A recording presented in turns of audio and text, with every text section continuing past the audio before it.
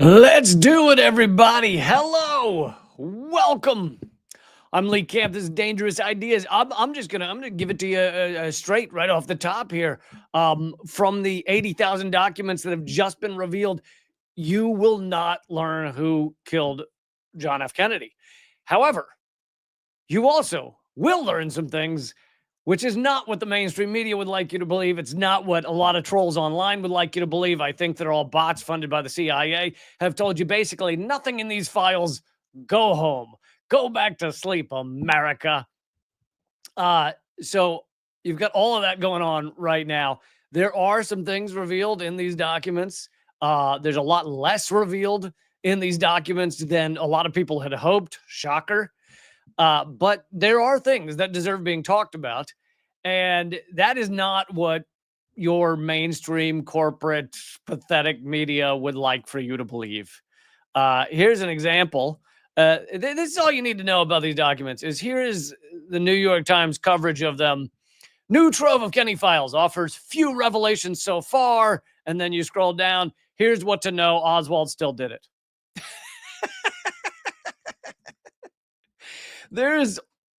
I have never met somebody recently in the past like 3-4 years who still thinks Oswald did it.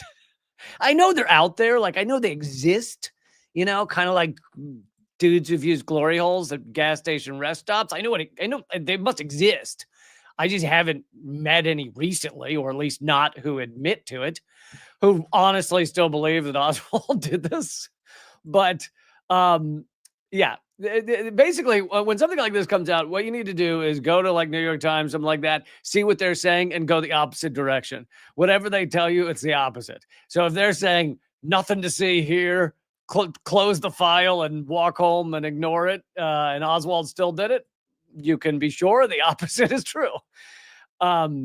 So yeah, there's a lot to talk about. There's a lot of caveats to add here. I did not think, I don't know what you guys felt. I did not think that these files were going to be a big blinking CIA memo that says, well, we got him. Like, if you thought the CIA was going to release that even now, so many decades later, then you are kind of out of your mind. By the way, everyone, click thumbs up, please. Click share, click whatever you got to click. Throw in a comment. Why not? Why not support the show in all those ways? And I make it clear, I do not frown upon super chats. There is no frowning to be had on a super chat. But so no, you're not going to get that kind of stuff. Also, a lot of people have been pointing out that much of this was already available. Sure, there were some redactions that are now unredacted, but many people are pointing out that in most of these files, those redactions weren't anything that significant, if they were there at all. A lot of this is already out there. And I'll give you an example. And this is one of the biggest like bombshells that people have been pointing to. Honestly, if you Google JFK files, this is going to be one of the top things you find. Is people have been passing this around, the file that says the CIA is responsible for the JFK assassination. Okay. Now, if you actually look at what the file is, it is an article from Ramparts magazine from the 1960s, I think. So Ramparts magazine, excellent left-wing magazine. Robert Scheer was crucial in the success of Ramparts, one of the main writers. I can't remember if he founded it or not, but Robert Scheer, I luckily got to work with him many times. He now does Scheer Post. He created Truth Dig. Anyway, so the big bombshell, quote unquote, that so many people are saying is a memo by the CIA that was published by no, it's not a memo by the CIA. It's a story about another CIA agent that was published by Ramparts magazine in the 60s. So, wow, bombshell there. And this is not the CIA saying they're responsible for the JFK assassination. It is a CIA agent who had said that, according to other witnesses, that the CIA killed Kennedy, and he was then found dead a few months later. And intelligence agents who performed special assignments for the CIA claimed that the agency was responsible for the death of President John Kennedy. And let's see, Gary Underhill, he traveled from Washington, D.C. to New Jersey to confide in his friends that he believed a small clique within the CIA was responsible for the assassination. Underhill told his friends he feared for his life. 6 months later, he was found dead in what was ruled a suicide. And why would the CIA, for those of you who are wondering, why would the CIA have this in their files? Well, you got to remember, this is a time prior to the internet, prior to most computer files. So anytime a magazine came out, if the CIA wanted to know that this had been printed, they'd create a file of it and they'd create a photocopy of it and they put the photocopy in the file and it would say they wouldn't put notes on it like not true. They wouldn't like circle it and draw a penis and go, we disagree. So they would just photocopy it, put it in a file. So this is not the CIA acknowledging this is true. Now, I think there's a lot to be said about the fact that a former CIA agent feared for his life. Then he's found dead after saying that the CIA killed Kennedy. There are also countless. And I have, I'm an amateur JFK assassination studier. I've read multiple books. I've watched, I think, all the documentaries. No, not all the documentaries, but I watched several documentaries. The latest one is Oliver Stone. I know, it was his movie JFK, but this is a documentary, that 4-part documentary, 5-part that he put out that is, you can get on Amazon and other places. And it's really well done. It doesn't get into who they believe the actual snipers were that took out Kennedy. Whereas, believe it or not, Rob Reiner's podcast on JFK Revealed or something that came out several months ago, it actually does go into who the actual snipers probably were. Rob Reiner, who is a, pathetic sack of garbage in terms of just like vote for Biden and all that crap and full on Russia Gator and all that shit, did a pretty good, not a bad podcast on the truth about the JFK assassination. So you can check that out as well. I also did a 4-part series on the JFK assassination for Government Secrets, my podcast on, wait for it, Government Secrets. But anyway, here's an example of one of the things people are acting like is a bombshell. That is not a bombshell. It is one of those things that people should know. Like, they should know that a CIA agent said the CIA killed Kennedy and then he was killed or killed himself, like Jeffrey Epstein killed himself. I am obligated to say that. And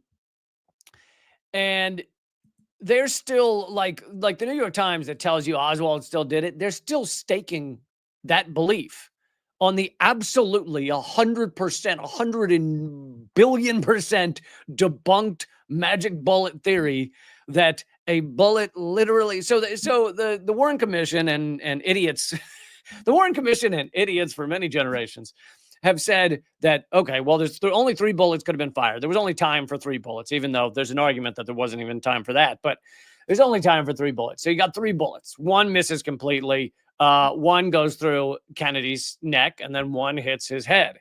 And they couldn't figure out, how do we explain that the governor who was sitting in front of him also got hit in multiple places?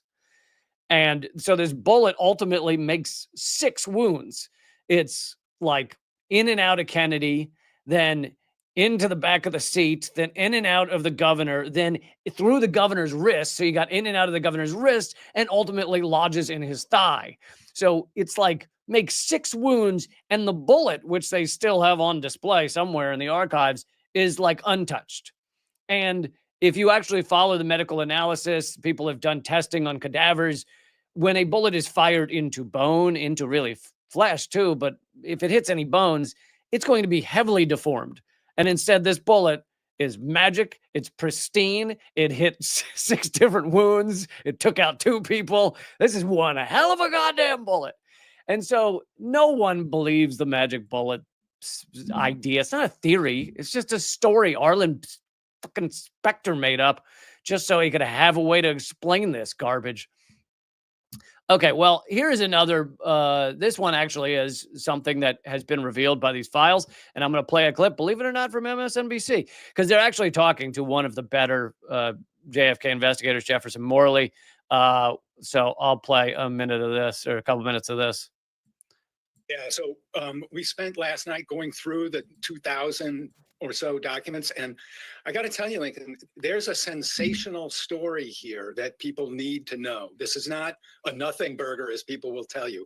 There's an amazingly interesting and pregnant story in these JFK files. Let me explain. Late last night, we got the unredacted testimony of CIA counterintelligence chief James Angleton, who testified behind closed doors to Senate investigators in 1975. Up till yesterday, about 40 pages of the 113-page transcript were redacted. All of those redactions have come off, and we see a new window into the CIA's pre-assassination surveillance of Lee Harvey Oswald. One document, FBI document released yesterday, indicates that Angleton recruited Lee Harvey Oswald as a 20-year-old Marine as a contact or a source for the CIA in 1959. Other documents released in recent years show that Angleton kept Oswald under surveillance, monitoring his politics, his personal life, his foreign travels, his contacts for the next 4 years, from November 1959 to November 1963. By November 1963, we now know, thanks to these documents, Angleton had a 180-page file on Oswald on his desk a week before Kennedy went to Dallas. So what this story raises is the question, was the CIA incredibly, atrociously incompetent when it came to Lee Harvey Oswald? Or was Angleton actually running an operation involving Oswald? We don't have the answer to that question because there's still some relevant records to come out. For example, one file of another CIA officer who was involved in the pre-assassination surveillance of Oswald is still kept secret. So there's a great first start. There's an incredible. So he says we don't have enough information to know whether Angleton was running an operation with Oswald, meaning using him. And I think there's enough information to know that.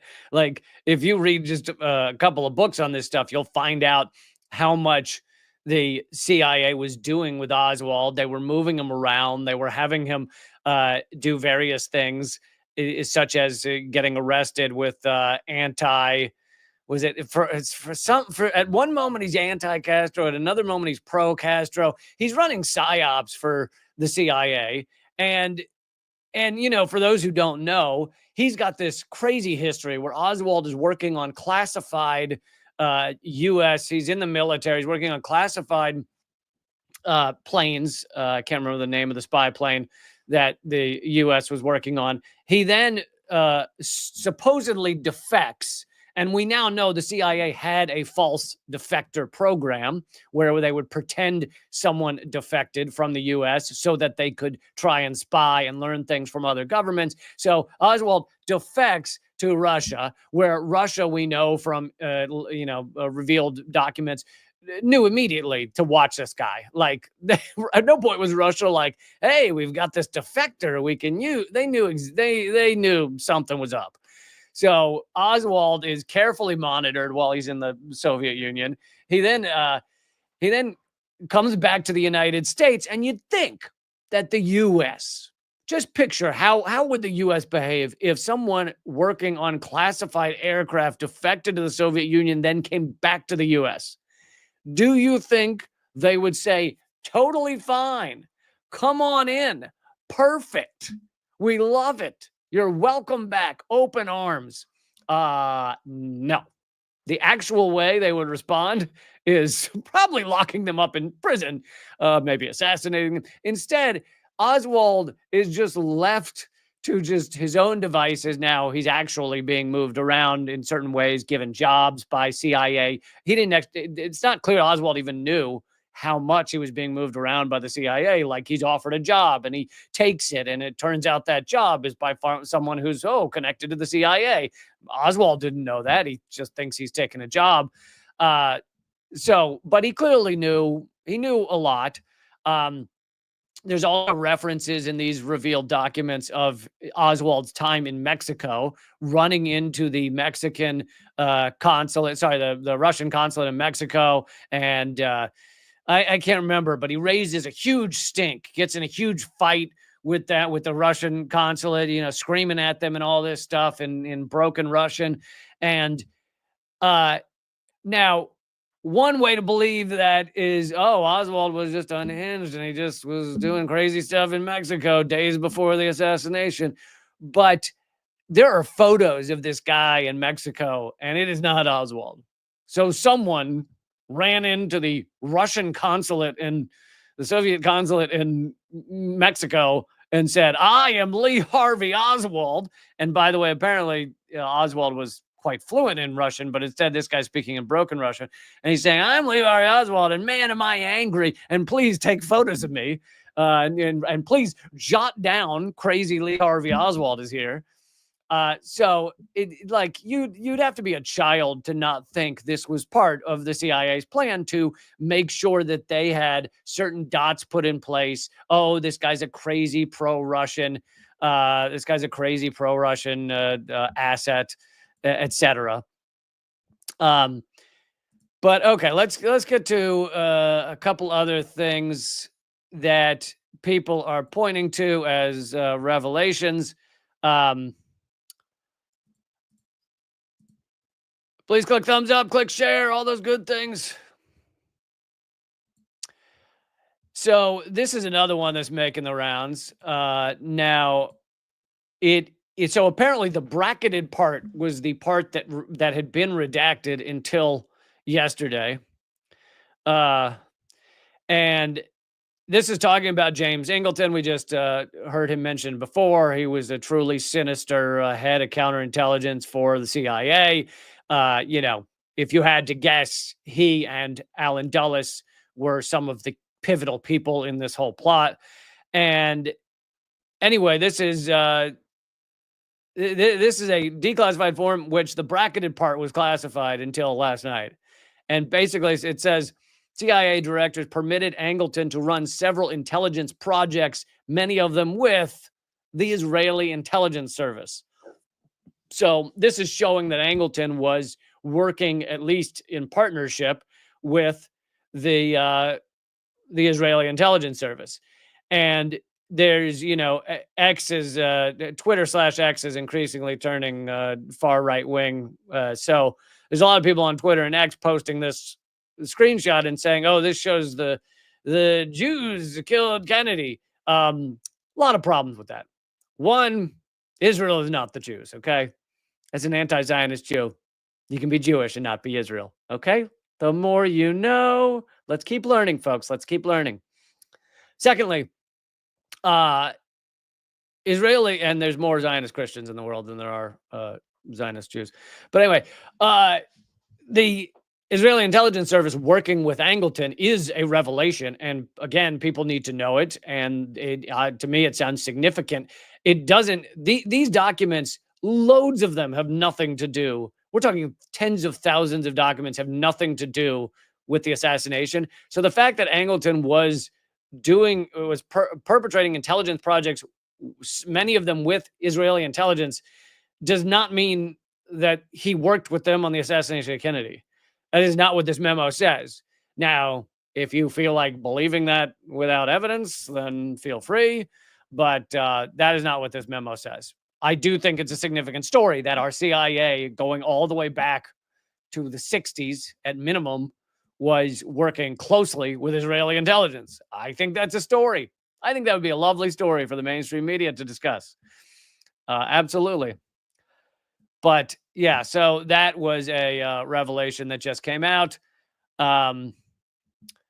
Lisa Pease is another good source on this stuff. She's been going through the documents. Something else you need to know about the documents is there are tens of thousands of them. They are not, it's like 80,000 documents, 64,000 pages, I think. Many of them, none of them are word searchable. So you can't just go, bloop, bloop, bloop, Alan Dulles. Furthermore, They're scratchy PDFs. Some of them are illegible. Many of them have referred to names that very few people could ever figure out who was being written about because it's been so long. Sometimes it's code names, etc. But and many of the documents are even unredacted. You can't read them because they're so scratchy. It's a PDF of a copy of a fax. Some of them. And I love that many people are going, oh, nothing in them. Really? You read all 80,000 documents just now? You did that in a day? That's amazing. You read 80,000 documents in a day. That's awesome. Good for you. I'm impressed. So the people that are saying, oh, there's nothing in them, I wouldn't believe that. But here's the caveat to that. I guarantee you, unless there's some inside leaker that gets hold of some document that, and reveals it, the CIA will never, through Trump, through any other, will never reveal a memo that says we did it. Okay? It doesn't exist. They burned all of that. I can just about promise you. I cannot imagine, no matter what is ever released, you will find all of the edges and the trimmings of all this stuff. You will never see a memo of the heads of the CIA going, "Oh, we got him." They're not like you're what you're telling me the most sinister, the dastardly, secretive, global coup masters put in a little thing in the file just for later, just to remind ourselves, guys, in case anyone needs to look it up later. I'm going to put the memo saying we did it here. No, it doesn't work that way. So you will learn a lot of things on the edges of what went down, maybe, but that is never coming out. And that's why we're seeing that most of the things that were redacted that are now being revealed don't actually show that the CIA was involved in killing Kennedy. Instead, it shows that Angleton was working with Mossad at some point. That it shows that that the CIA had a file on Oswald for years. It's those kind of things. Which, again, if you study this stuff, you already knew those things. You just maybe didn't have as many files showing it.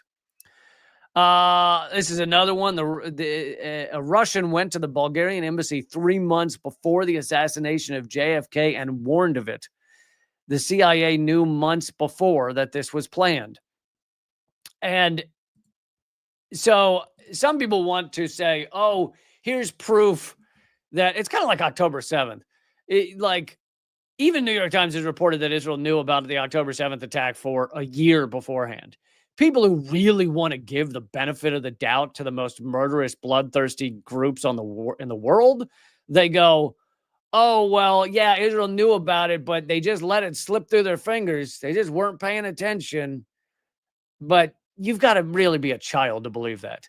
Yes, the CIA knew that there was an assassination that was going to be had on Kennedy because they were the ones planning it. Of course they knew. And the reason a Russian knew, or some Russians knew, is because of the way that Oswald was behaving. These crazy meetings at the Mexican embassy, the Russian embassy in Mexico, etc. But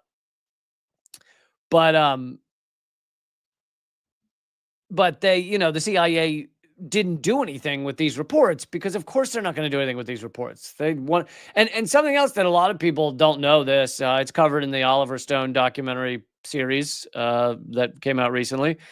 There were 2 prior setups that were almost identical to Dallas before Dallas happened. The CIA or whoever took out Kennedy had 2 setups that were planned in the prior weeks. One in Miami and one in Chicago. The Chicago one, especially, is strikingly similar to what happens in Dallas, except it didn't end up happening. In Chicago, so you have Oswald, Oswald's ex-Marine, been tracked by the CIA, gets a job in a tallish, over a few stories building on a steep curve that the motorcade is going to come down. He gets a job on the, third, fourth floor. And he gets that job just a few months, a few weeks before the motorcade goes there, as if someone was placing him there. Well, there was a soldier, an ex-Marine in Chicago, named, I think, Valentine or something like that. Maybe someone has his name handy, who got a job at a, 4-story building, on the 4th story of a building at the curve where the motorcade was going to slow down in Chicago. And the reason that one didn't happen weeks before the so-called Oswald plot, is because Kennedy didn't go to Chicago because there'd been assassination of the, I think, Indonesian leaders, or leader right before, the day before or something. So he didn't go. And some of the snipers were actually caught by, I think, the FBI or something in Chicago. And, they do nothing with it. Like, you would think if Kennedy didn't go into Chicago and they found that plot, they would have gone, like, if they cared or wanted to stop it, they would have gone running to Kennedy and said, hey, when you go any of your future motorcade stops, we're not doing the open roof anymore. We're not doing the slow curves anymore. It's too easy. We just caught a guy who was planning to shoot you. But of course they don't. They ignore all of it. Okay, let's see what else we got. So yeah, look up if you're bored after this, look up the other plots that were stopped or not stopped. Sorry. Well, they were stopped because Kennedy didn't show up like he was supposed to. Okay, here's another one that is a revelation to some people, but not really a revelation. So this guy tweets out, and it doesn't matter whether he's a reliable person or not. That's not really the point. He says, not sure if this is publicly known, but it is now 100% confirmed that the CIA was involved in the assassination of the Dominican leader, Trujillo. But of course, this is publicly known. What we're looking at in the JFK files is an article from the New Republic in April 1963. So, yet again, this is the CIA filing away articles that have revealed their actions. So, obviously, this is not the first time this is known. This is literally an article from 1963. And the article from 1963 in the New Republic says the assassination of the Dominican Republic's Rafael Trujillo was carried out with the assistance of the U.S. CIA. And then they go into the details. Arms for the May 30th, 1961 slaying of the 69-year-old dictator on a lonely stretch of highway. Can't read that. Where maybe his capital was smuggled by the CIA into the country, meaning the arms, the rifles that killed him, at the request of the assassins. So the assassins were in league with CIA. CIA brings them guns, smuggles them in, and takes out Trujillo. So, yet again, not secret. It was in an article in the New Republic in 1963. It's amazing that people want to be like, whoa, my God. That's a new expression I just made up. Whoa, my God. Whoa, my God. Can you believe it? We just found out that they killed Trujillo. It's literally an article from the 1960s. But, it's good to always be learning. Let's see. So this is from Express in the UK. This is their biggest bombshells from the 80,000 documents, which, of course, they could not have read all of because they came out a day ago and it's 80,000 of them. But here's what they have so far. Now, this I had not seen, so this might actually be new. The Soviet Union, who was spying on Oswald from the moment he became a defector, said he was a poor shot, like a terrible shot at a firing range. One document stated the KGB monitored Oswald while he was in the USSR. Oswald had a Soviet wife, with one document commenting he has a stormy relationship with his Soviet wife who rode him incessantly. The former Marine spent time in the country where he was monitored continuously by the KGB. Tellingly, one document on his marksmanship skills says that they observed him at a firing range and he was a poor shot. Amazing that this poor shot ultimately gets off the most amazing 3 shots in record time that even expert marksmen they're able to get it off in that time, like get the shots off in that time, but they're not able to do much with them. Like to fire 3 with a bolt action gun that quickly is insane. A memo released by left-wing magazine spotlights John Garrett Underhill. So again, this is not new. It was written in Ramparts magazine. Underhill was the one I talked about earlier. CIA agent said that CIA killed Kennedy. He was found dead a few months later. Oswald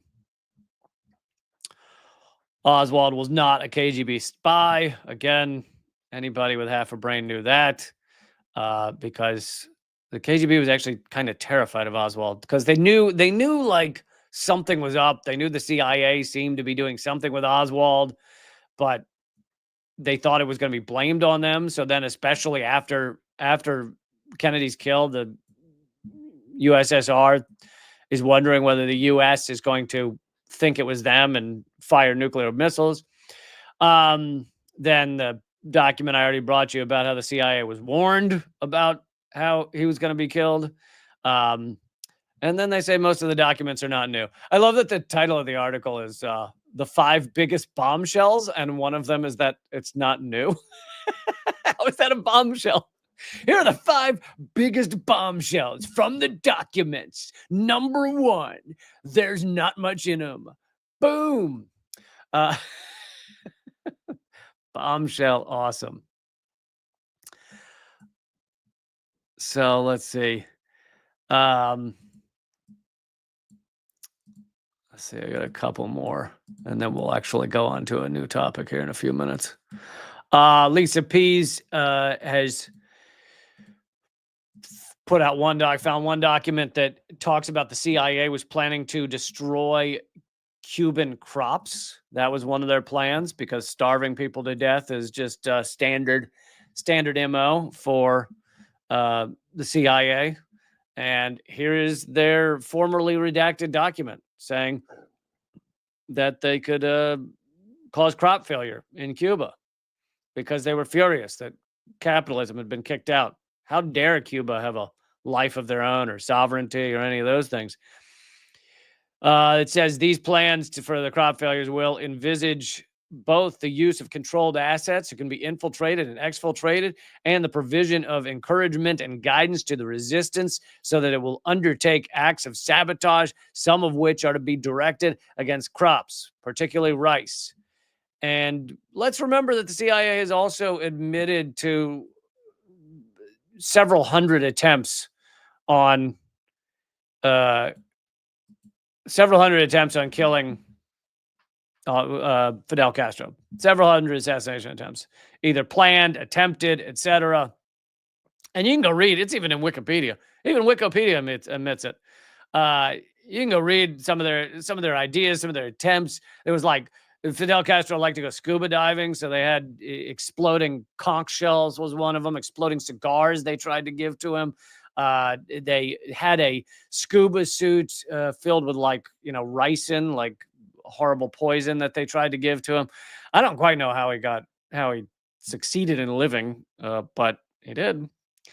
By the way, folks, after this, for at least 10 or 15 minutes, I will be joining the chats, both for members at locals. I won't be doing video. I'll just be doing just chatting in the comment threads, and at the Unredacted Tonight Discord page. I'm going to put, it's free, obviously, to go over the Discord page. It's tinyurl.com/unredacted Discord.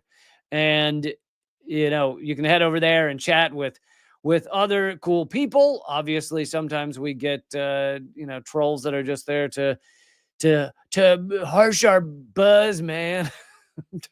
Just there to be assholes. And, we try to get rid of them as quickly as possible. But that doesn't happen that much. And yeah, so I'm going to go over there at the end of this live stream and chat with everybody for an extra 10 or 15 minutes. Obviously, you can chat there whenever. It's a 24/7 thing. For those of you unfamiliar with Discord, it doesn't like shut off or anything. So tinyurl.com/unredacted Discord. Also a reminder, episode 5 of Unredacted Tonight comes out tomorrow night at 7 p.m. Eastern, 4 p.m. Pacific, and people are loving it, which I'm proud to say. So I hope you will make it an ongoing what do they call it? Schedule television, schedule viewing Thursday nights, and this one has a pretty cool cameo. I'll just say that. Pretty cool special guest, Peter Joseph. Sorry, what? I'm not gonna say who it is. Okay, it might be Gary Busey, Peter Joseph, but whatever. Whoever it ends up being is totally gonna be cool to see on Unredacted tomorrow night. That's at my YouTube. It's on my Rumble. It's on my Twitter. It's Unredacted Nights everywhere. So I hope you'll subscribe and all that good stuff. All right, let's keep going though. Here's another article from the UK with some stuff. Oh, we got a super chat. Thank you so much. Circle Home Services. I don't know what services that are, but thank you. They are, but thank you for supporting the show. Love you too, Circle. We're on a first name basis now, me and Circle. But they did, they did put something in here. CIA dismissal of Oswald concerns. And, that's the thing is mainstream media is acting like the dismissal of Oswald concerns is just because the CIA was busy or they weren't doing a good job. No, the dismissal of Oswald concerns was because they were using him. He was their guy. He was their patsy. Evidence of CIA funding linked to Oswald. And this also had been known before this. I guess they didn't have every document on it because it is talked about in the Oliver Stone documentary series and some other places. One document reveals that the CIA officers, George Joannides, funneled $25,000 to an anti-Castro group with ties to Oswald. This raises questions about the agency's relationship with the alleged assassin, though it doesn't prove direct involvement in the assassination itself. It just proves they were funding him, nothing else. And also, George Joannides, a CIA officer, successfully got himself placed as the, what do they call it? The go-between, but they don't use the word go-between, between the CIA and the Church Committee, which was the Committee on Assassinations that was reinvestigating who killed Kennedy. This is many years after the Warren Commission. And the go-between was George Joannides. Little did they know that, because he wasn't being honest with them, of course, with Congress, that is. Little did they know George Joannides was a CIA officer who was connected to, had been funding the anti-Castro groups that had been, that were part and parcel to Oswald, etc. So that's kind of something important to know. FBI knowledge of Oswald's murder. FBI record details a phone call received before Oswald's death, predicting his murder by Jack Ruby. This eerie foresight, previously buried, suggests that someone had inside knowledge of the events, adding a layer of intrigue to Ruby's actions. And it's been proven that Ruby was, at minimum, a CIA informant. That doesn't necessarily mean he was doing actions for the CIA, but to go from a CIA informant to more for the CIA is not a big leap. And also, I think they put some kind of pressure on Ruby to do what he did, because something else that is never mentioned is Ruby knew Oswald. Ruby and Oswald had, I don't know about the term hung out, but had been together on, for something at some point. And so he already knew Oswald, which is weird. And they put some kind of pressure on him to kill Oswald. And in fact, he chickened out the first time. The first time, after they've arrested Oswald, they have you ever seen them do this with any other gunman, criminal, almost anything? I mean, maybe occasionally, but it's pretty rare, especially with an assassin, to parade them in front of just loads of people where they're just it's open season, just just a absolute easy shot. And they paraded him the first time, and Ruby was there, and he didn't shoot him. And so they had to do it again for Ruby to get the shot. And so then they again parade him, and that's when Ruby shoots him. And Ruby is in prison for a while there. And the first time he's going to testify, I think, for the Warren Commission, a CIA connected, although he did not admit it at the time, but we now have evidence. Even the New York Times has reported on him being CIA connected.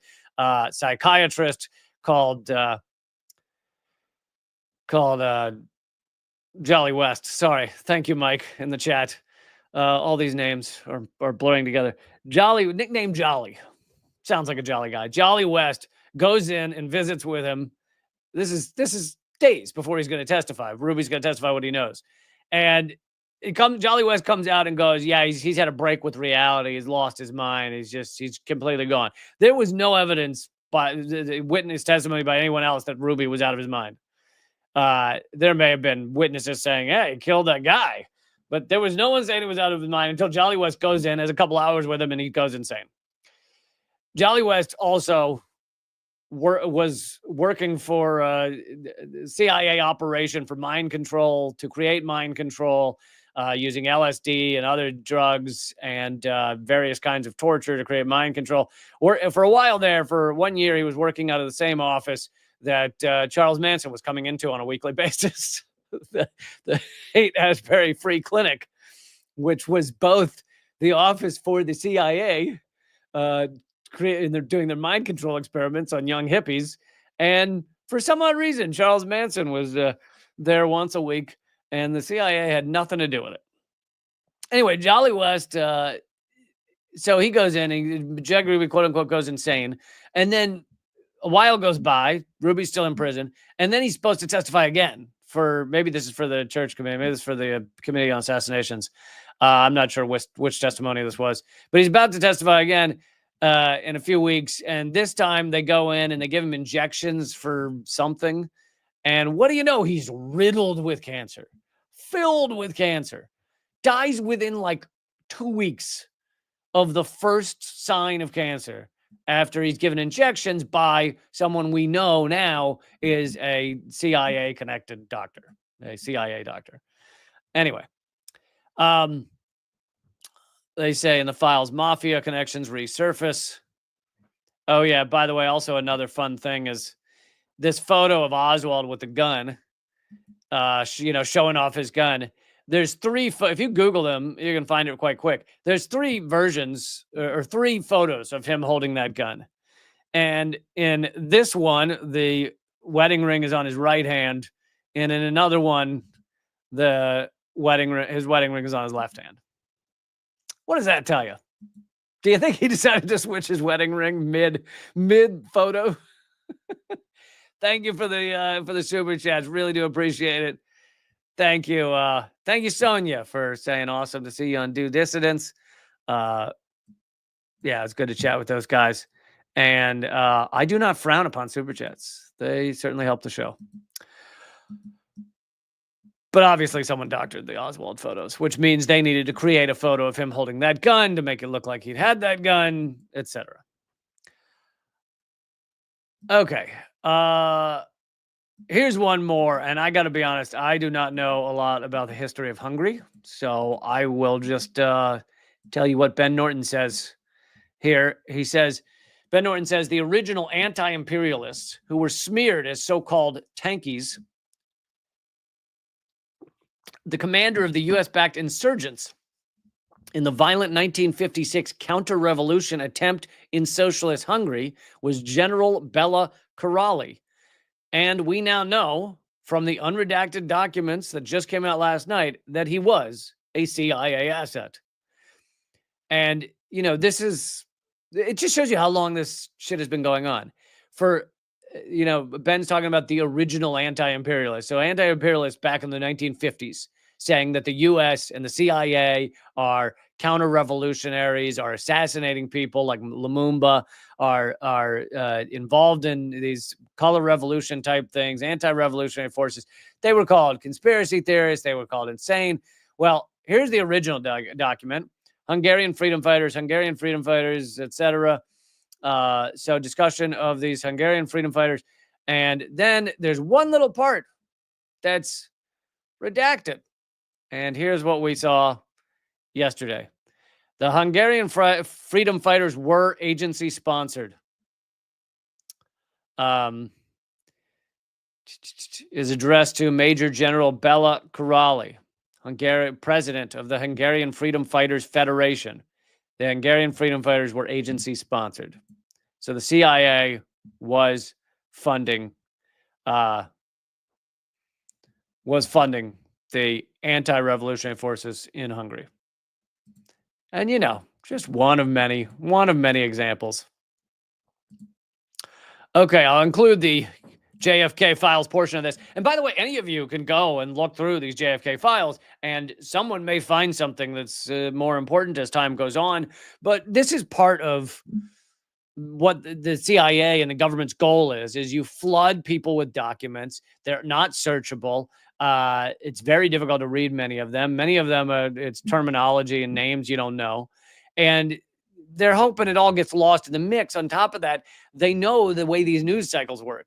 Like the news cycle is now. If you're going to reveal something mind-blowing about JFK's assassination, now's the time.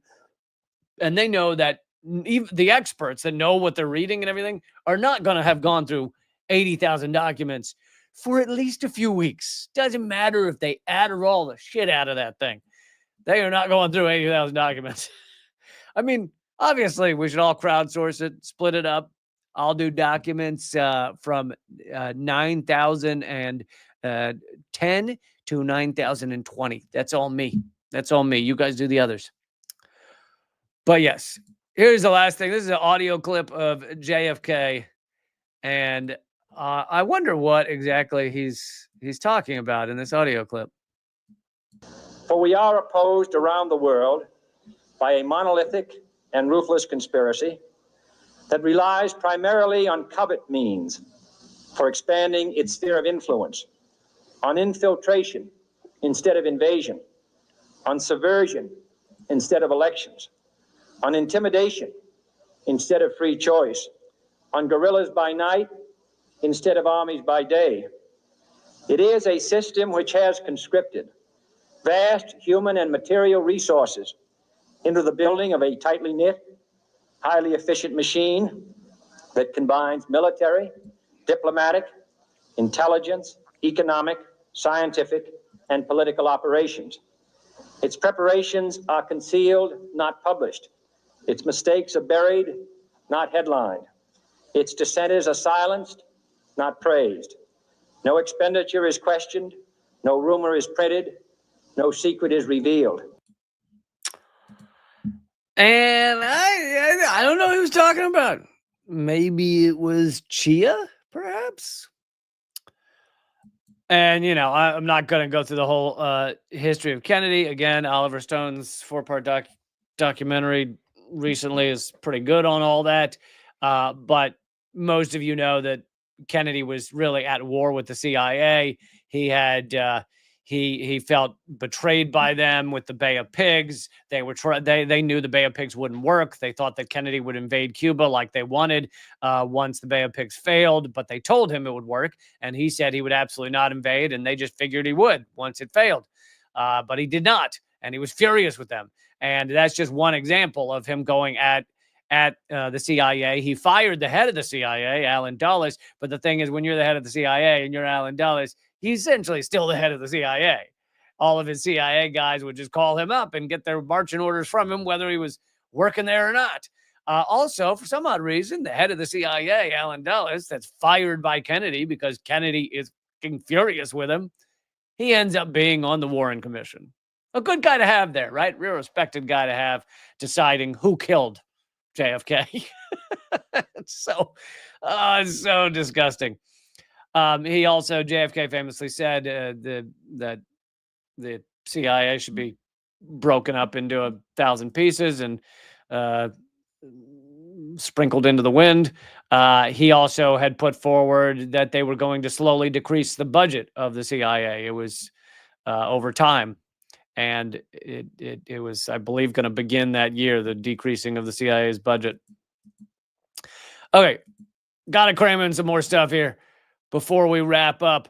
But folks, if you have not checked out Unredacted Tonight, there's 4 episodes already, and you can get them all at linktree.com/LeeCamp. It's the top of my Linktree, linktree.com/LeeCamp. Will take you right to the YouTube playlist with all 4 episodes of Unredacted Tonight. Also, if you want to support this show, and I don't ask for much, but I'm trying to see if Unredacted Tonight could ever become financially stable. And I would love for you guys to join up. $6 a month. That's at LeeCamp.net. It's also at patreon.com/LeeCamp. All right. Here are the latest statistics on Israel's genocide. I don't want to leave this out. I did a lot of coverage, or almost the full show on it was the full show. Yesterday, I did a surprise live stream, an unscheduled live stream about Israel's breaking the ceasefire, murdering over 400 people, endless bombing, really horrific. Anyway, here's the latest statistics on Israel's attack over 2 days. 183 children killed, 94 women killed, 436 people total confirmed killed. That's confirmed. Many are still missing. 678 people confirmed wounded. That's in 2 days. 2 days of just a straight up horror show. Nearly half of these people are children that Israel is murdering. You cannot overstate how disgusting and psychopathic their actions are. And no, it's not Hamas's fault. Hamas stopped turning over hostages when Israel had been breaking the ceasefire since day one.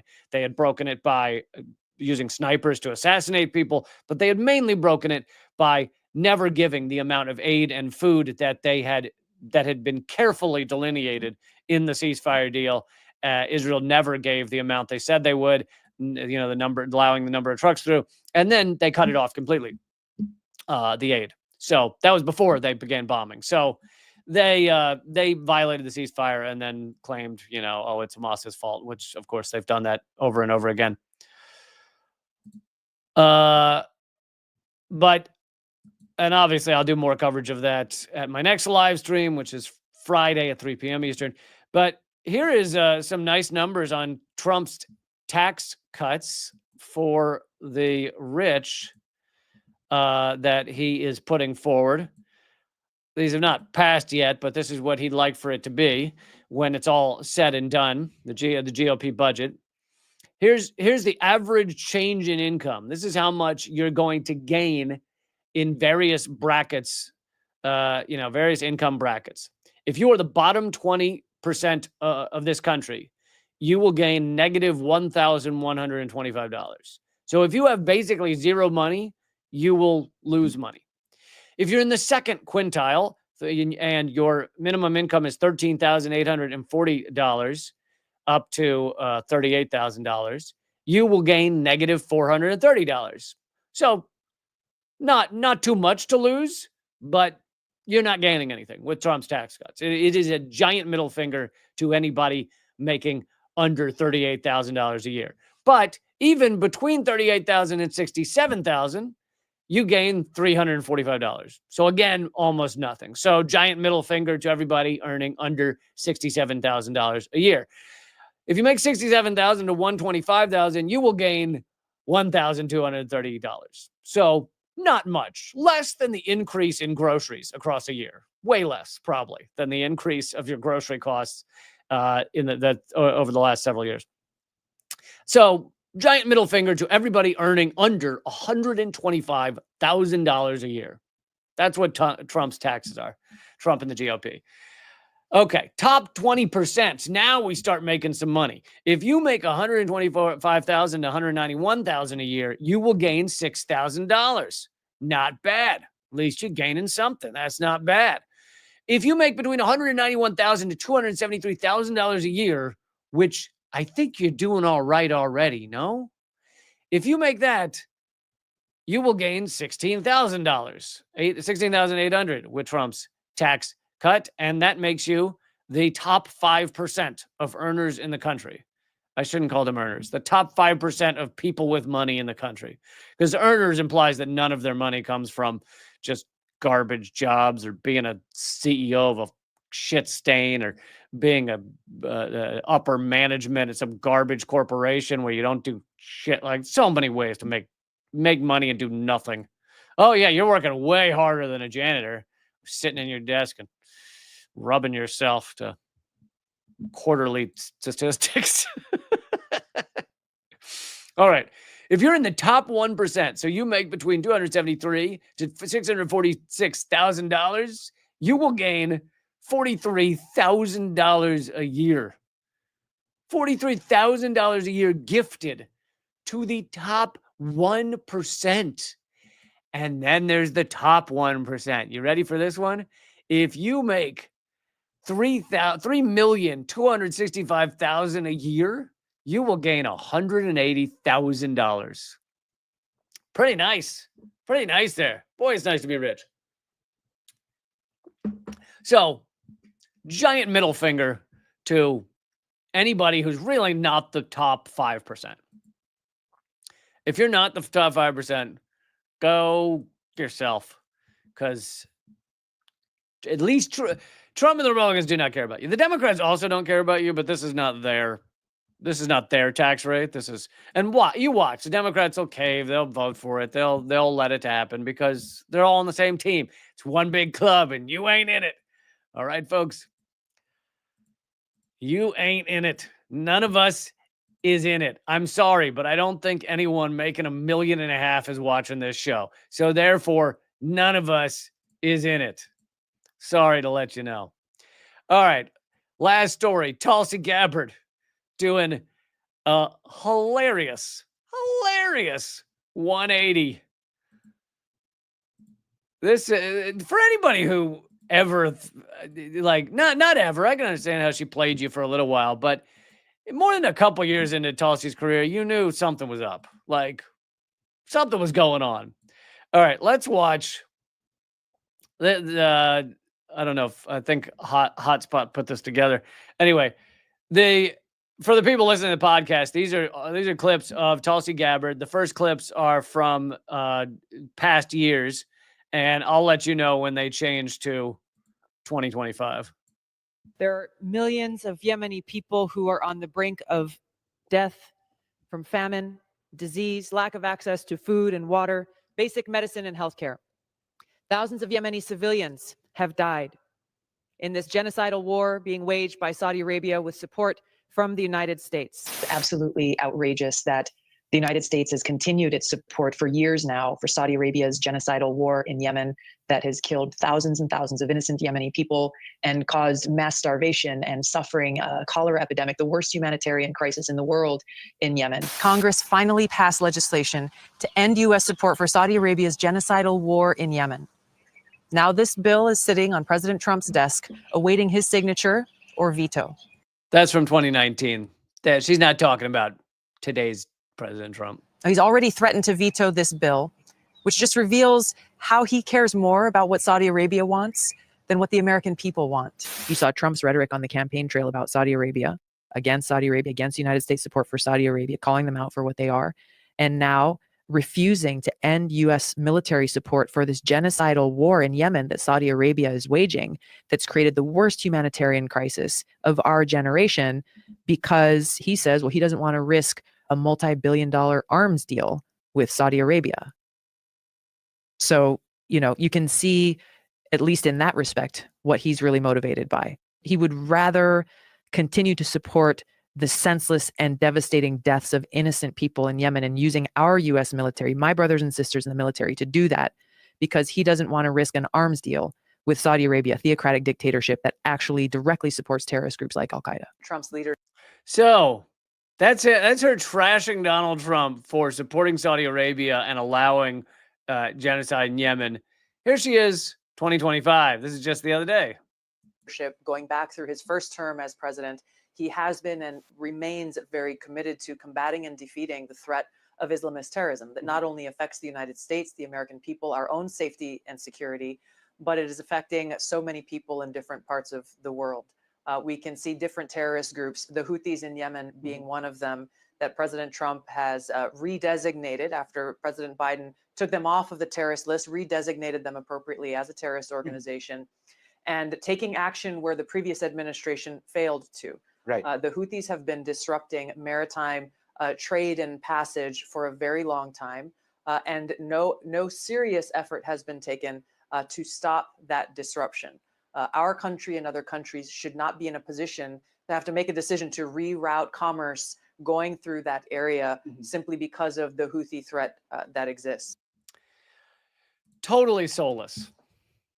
Why is Trump attacking the Houthis? Because they have the temerity, the gall to try to stop a genocide, to try to stop what Israel's doing. And furthermore, the Houthis had actually stopped their blockade when Israel was actually abiding by the ceasefire. Once Israel shut off any aid going into Gaza, then the Houthis said, we're going to go back to the blockade. So there's one way to stop the blockade, to stop them from interrupting your maritime commerce. Don't genocide. How about that? There's an idea. Just throwing it out there. But she is amazingly soulless. I mean, you got to give it to Donald Trump. Although he did a long time ago used to claim to be a Democrat, he's never claimed to be he's been largely horrific his whole life. I don't think everyone thought he was a nice guy ever. Whereas she has just done a 180, just emptiness behind her eyes. It's just it's so funny because it's I don't know when you're, I don't understand people that are that soulless, that could just go from supposedly supporting people, caring about those dying, caring about innocent people, caring about healthcare, and just, oh yeah, I didn't mean any of that. We should totally blow up those people. We should blow up those children. By the way, in the U.S. strikes that we just did the other day on Yemen, a lot of children killed. So thank you, Tulsi. Great, doing a great job there. Gray Zone has also covered this. Oh, that's not the right article. Damn it. There we go. Tulsi Gabbard reverses her strong opposition to the genocidal Yemen war. She said our country and other countries should not be in a position to reroute commerce. I know. Could you imagine genocide being costly? Imagine it costing a lot. It's really not fair. That's horrific. You're saying prices are going to go up just because we're obliterating a whole people? Yeah, so this article is about pretty much the same. It's just a written version of the same clips I just played. Yes, it's just a total stack of garbage, she is. Okay, I'm going to head over and join the chats in both my locals page where members are hanging out and the Discord page as well. And the Discord is tinyurl.com/unredacted tonight. My locals page you can get to at leecamp.net. We'll take you straight there. And yeah, I'm going to hang out there for at least 10-15 minutes and see what people want to chat about. tinyurl.com/unredacted Discord. Okay, I will see you tomorrow for Unredacted Tonight, Friday for live stream at 3 p.m. Eastern, noon Pacific. Unredacted at 7 p.m. Eastern. And yeah, keep fighting. I said keep fighting too early, and I wasn't really ready to shut things down. Okay, now keep fighting.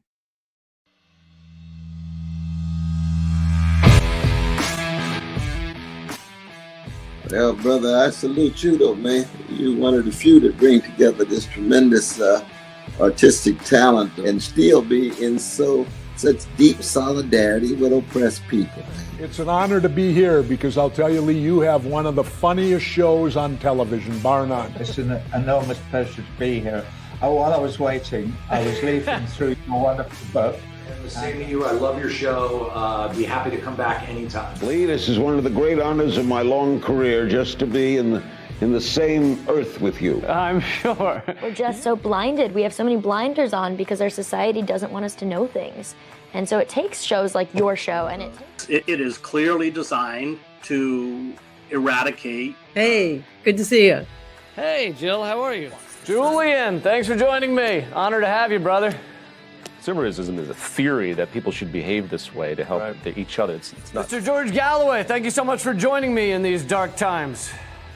Always a pleasure, my friend. Thank you so much, Lee, for having me on. Keep fighting. Ha.